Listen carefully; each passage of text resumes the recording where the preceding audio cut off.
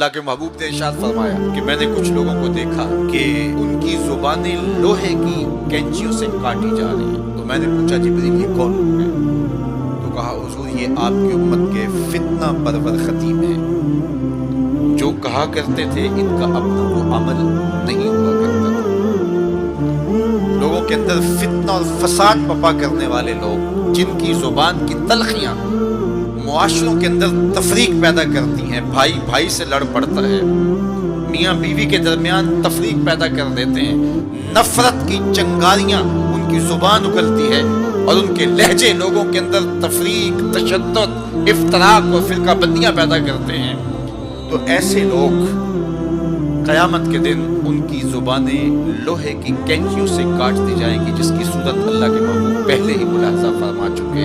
اللہ کے محبوب علیہ السلام فرماتے ہیں میں نے ایک منظر دیکھا کہ ایک سوراخ ہے، اس سے ایک بیل نکلتا ہے، نکلنے کے بعد دوبارہ گھسنے کی کوشش کرتا ہے لیکن گھس نہیں پاتا۔ جبریل نے کہا کہ حضور یہ ان لوگوں کی مثال بیان کی ہے جو زبان سے بڑا بول نکال دیتے ہیں اور پھر دوبارہ اس کو لینا چاہتے ہیں تو پھر وہ واپسی نہیں ہو سکتی۔ بعض اوقات آپ کوئی ایسی بات کر دیتے ہیں جس سے فتنہ پھیلنا شروع ہو جاتا ہے، جس سے شر پھیلنا شروع ہو جاتی ہے، جس سے لوگ آپس میں الجھ پڑتے ہیں، تو آپ آرام سے زبان سے کوئی جملہ نکال دیتے ہیں لیکن بعد میں اس کو واپس لینا چاہیں لیکن وہ شر پھیل چکی ہوتی ہے۔ تو اسی لیے ہمارے بزرگوں نے ہمیں یہ کہا ہے کہ بولنے سے پہلے 100 مرتبہ بات کو تول لو، غور کر لو، فکر کر لو۔ کمان سے تیر نہ نکلا ہو، آپ کے پاس اختیار ہوتا ہے کہ جب چاہو اس کو پھینک لو، لیکن جب آپ کمان سے تیر چھوڑ چکے ہو تو پھر آپ کا اختیار ختم ہو جاتا ہے۔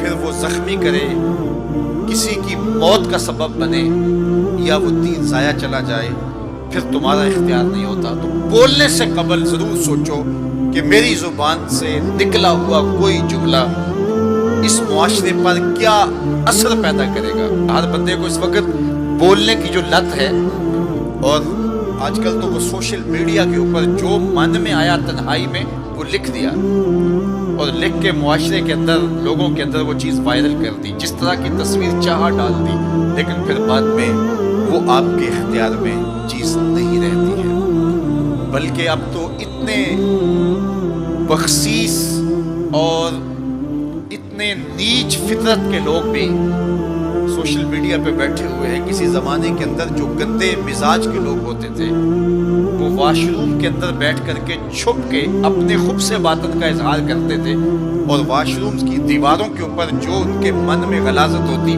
وہ لکھ دیا کرتے تھے۔ پبلک واش رومز کے اندر ایسے مناظر آپ نے بھی دیکھے ہوں گے کہ انسانیت کا سر شرم سے جھک جاتا ہے۔ ایسے چھوٹی سوچ کے لوگ وہاں بیٹھ کر کے جو ہے وہ لکھ دیا کرتے تھے۔ اب وہی لوگ، ان کو ایک سوشل میڈیا کا پلیٹ فارم مل گیا ہے اور وہ یہاں اپنے بند کمرے میں جو چاہیں لکھ کے اس کے اوپر ڈال دیں، اور اس کی شر اور اس کا فساد اور اس کی غلاظت، اس کی گندگی کے چھینٹے کہاں کہاں تک پہنچتے ہیں ان کو اس سے غرض نہیں ہوتی۔ تو ایک ایک حرف جو زبان سے نکلتا ہے، تمہارے قلم سے نکلا ہوا ایک ایک جملہ، اس کا حساب ہونا ہے قیامت کے دن۔ ایک ایک چیز کے بارے میں پوچھا جائے گا۔